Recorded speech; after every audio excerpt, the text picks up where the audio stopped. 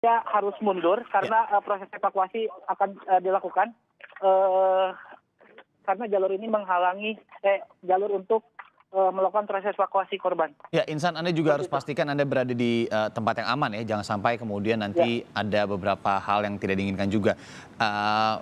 Kali ini kalau kita lihat di layar, saudara, mungkin Anda bisa sebutkan lagi, Insan, mungkin ada beberapa informasi yang tadi tidak terdengar secara baik saat awal. Ini posisi tepatnya ada di desa mana, kecamatan mana, Insan? Ya, ini masih di Kecamatan Cigenang. Cigenang, oke. Di Desa Benjer namanya, dan di nama kampungnya Kampung Salaeurih, seperti itu. Dan ini merupakan lokasi yang memang pusat gempa yang sangat dirasakan, yang cukup dahsyat di sini, sehingga hampir setiap rumah yang berada di pinggir jalan itu mengalami kerusakan, hingga ada satu buah masjid di sini yang dua. Oke, Anda bisa perlihatkan kepada kami mungkin visual rumah ibadahnya yang juga mungkin terdampak ya. Dan sambil dalam perjalanan, Insan mungkin bisa dijelaskan, ini kan warga pasti pada mengungsi semua ini. Sejauh apa pengungsian dari desa ini ke tempat pengungsiannya itu sendiri? Oke, nah lihat di depan ini bangunan yang berwarna hijau adalah tempat ibadah, masjid. Lihat dari kubahnya itu memang hampir mau roboh. Dan untuk untuk pengungsian sebenarnya tidak ada tempat pengungsian secara sentralisir, karena di sini hampir seluruhnya warga mengungsi secara mandiri dan membuat sebuah pengungsian menggunakan kapal. Nanti saya akan memperlihatkan tempat pengungsian seadanya yang warga bangun di pinggir jalan, yang sebenarnya ini masih sangat membahayakan keselamatan warga di sini.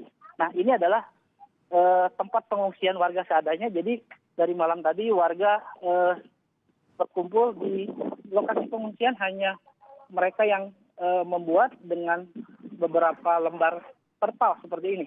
Oke, ini dari malam tadi seperti ini ya, Insan ya. Berarti terbayang sekali bagaimana mereka tidur tadi malam. Kalau Anda mungkin bisa tanya atau Anda sudah bertanya tadi, apa kebutuhan yang paling mendesak saat ini, Insan? Apakah kemudian makanan juga tercukupi di sana? Sudah ada kebantuan yang datang? Ya, memang berdasarkan informasi dari malam hingga saat ini, saya melakukan beberapa wawancara kepada warga. Hingga saat ini belum ada bantuan sama sekali. Belum ada? Kepada warga, baik tenda darurat ataupun bahan pokok lainnya. Dan terlihat oleh Anda di sini seberapa sempitnya jalan ini. Namun tim ambulan, terlihat nih, ini adalah mobil ambulan melakukan proses membawa sebuah korban, dan ini sangat sempit sekali. Jadi kalau misalkan waktu malam saya memantau sejumlah kendaraan dialihkan ke sini, ini akan sangat sulit untuk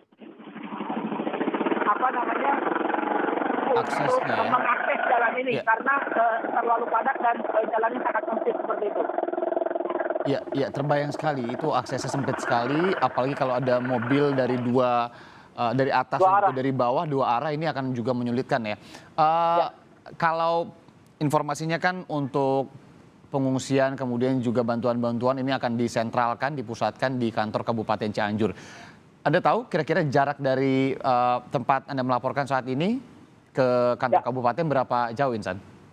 Ya, jika diperkirakan dari lokasi bencana yang saat ini saya berada sampai ke Kabupaten Cianjur itu ada sekitar 10 atau 20 kilometer dari sini, karena memang kalau lokasi saya saat ini berada di jalan utama dari Jalan Raya Cigenang ini masuk lagi sekitar 3 kilometer. Jadi untuk posisi yang saat ini berada sekitar 20 km menuju pusat pemerintahan dari Kabupaten Cianjur sepertinya. Iya, masih dalam satu kecamatan Cigenang. Tadi jurnalis Kompas TV juga, Cindy Permadi dari Jakarta berangkat, ini juga melaporkan bahwa di tempat ia melaporkan juga masih belum tersentuh bantuan, dan memang juga masih persis seperti ini menggunakan tenda-tenda seadanya, terpal.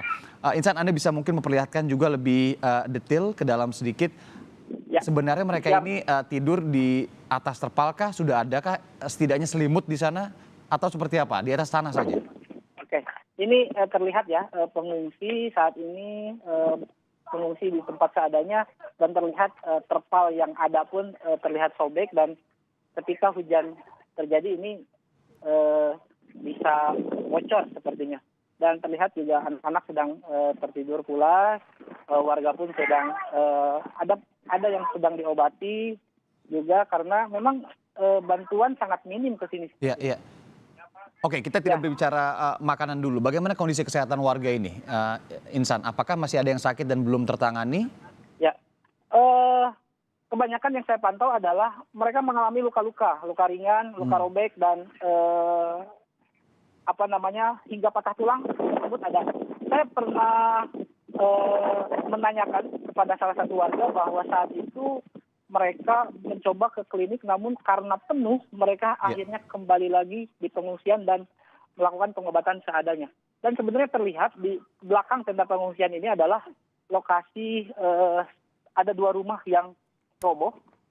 Ini terlihat dan itu hampir sangat dekat dengan pengungsian warga seadanya sehingga pengungsian ini sebenarnya kalau jika dilihat di lokasi ini masih sangat mengancam keselamatan warga seperti ini. Namun karena memang tidak ada lagi ya warga secara mandiri seadanya mengungsi di tempat ini seperti itu. Oke, Insan, apa mereka ini sekarang berada di atas apa? Tanah atau semen atau apa? Ya, jika dilihat dari di sini terlihat mereka itu berada di atas tembok sisa bangunan sebenarnya yang dialaskan menggunakan karpet bekas. Sepertinya ini karpet dari rumah ibadah ya? Ya, karpet dari rumah ibadah yang itu, mungkin sudah rusak, tapi mereka gunakan sebagai alas. Dan lihat juga pakaian yang bisa mereka selamatkan disimpan di dalam sebuah kantong plastik dan ditumpukan di sekitar tempat mereka tidur. Ini terbayang kalau hujan terjadi pasti juga akan bocor dan yang lebih menjadi kekhawatiran sebenarnya ini dekat sekali dengan lokasi rumah yang masih setengah-setengah tadi ya, sedikit rubuh dan belum rubuh total. Yang saya ingin tanyakan adalah yang bisa Anda konfirmasi juga kontur tanah di sana ini menurun betul ya? Ya, memang terlihat di sejumlah lokasi setelah gempa ini terjadi ada sejumlah kontur tanah yang menurun dan ambruk bahkan ada mengalami yang pergeseran tanah. Namun di lokasi saya saat ini berada terlihat hanya memang bangunannya saja yang rusak parah dan hampir seluruhnya di sini mengalami rusak sangat berat dan tidak bisa dihuni lagi seperti itu. Oke, ini juga menjadi harus menjadi perhatian kita bersama ya. Karena begini, ketika Anda melaporkan saat ini, apakah gempa susulan ini masih terasa juga di sana, Insan? Ya, memang dari data BMKG informasinya hingga malam tadi ada 102 kali gempa susulan dan hingga saat ini tadi pun saya sebelum beranjak menuju tempat ini saya sangat merasakan gempa namun tidak terlalu besar, tapi gempa tersebut intensitasnya terus-menerus terjadi di lokasi ini seperti itu. Dan ini juga terlihat ini sebenarnya rumah permanen yang menurut saya termasuk dalam rumah yang besar dan kokoh, tapi di sini ambruk semua karena guncangan gempa yang memang sangat saat itu terasa sangat besar oleh warga seperti itu. Ya, ini adalah rumah permanen saudara yang diperlihatkan oleh jurnalis Kompas TV saat ini yang setengah melaporkan langsung. Ada Insan Maulana Firdaus di Kecamatan Cigenang ya Insan ya, di Cianjur Jawa Barat, di mana ini adalah rumah permanen yang rubuh. Dan kita bisa sedikit kembali ke pengungsian swadaya atau mandiri tadi Insan. Jadi saat ini kalau dilihat tadi ada anak-anak, kita juga sudah melihat, kemudian ada wanita di sana, ada perempuan. Bagaimana dengan lansia? Adakah lansia juga yang kemudian mengungsi di sana, Insan? Ya, memang terlihat kita balik lagi ke pengungsian, terdapat beberapa orang lansia yang di sini ikut mengungsi juga. Mereka adalah satu keluarga sebenarnya dan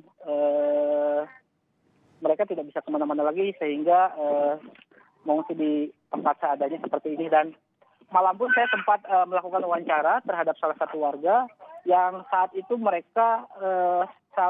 warga tersebut berhasil mengevakuasi 4 orang lansia yang tertimbun reruntuhan, dan 4 orang lansia tersebut mengalami luka-luka di bagian kepala, tangan hingga mengalami patah tulang.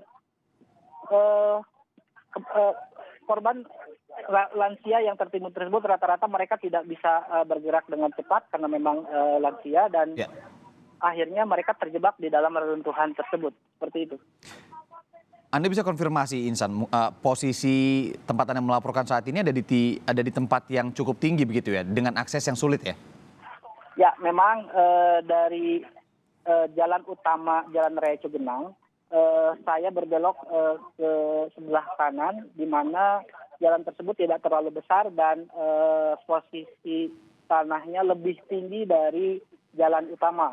Dari sana saya terus menelusuri, dan kalau misalkan menggunakan kendaraan roda 4, itu sebenarnya akan menyulitkan untuk mengakses jalan ini, sehingga harus menggunakan sepeda motor. Dan posisinya memang di sini datarannya lebih tinggi dari lokasi jalan utama seperti itu. Dan perlu diketahui sebenarnya lokasi Cugenang ini berada dekat di kaki Gunung Gede Pangrango. Oke.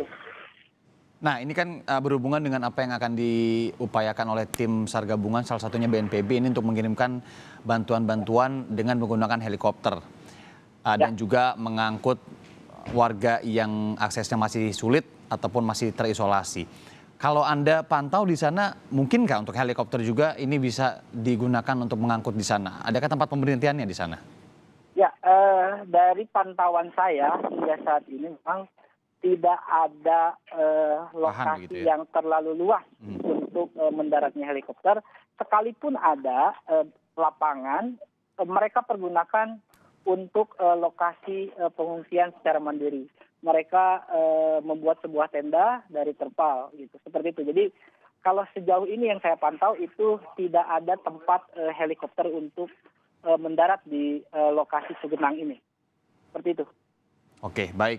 Insan Maulana Firdaus, jurnalis Kompas TV, melaporkan langsung dari Cianjur, Jawa Barat. Insan, terima kasih sudah membantu melaporkan juga. Jaga juga kesehatan Anda di sana, keselamatan Anda, dan selamat bertugas kembali. Saudara, breaking news Kompas TV terkait dengan gempa bermagnitudo 5,6 di Cianjur, Jawa Barat yang dampaknya terasa ke berbagai daerah.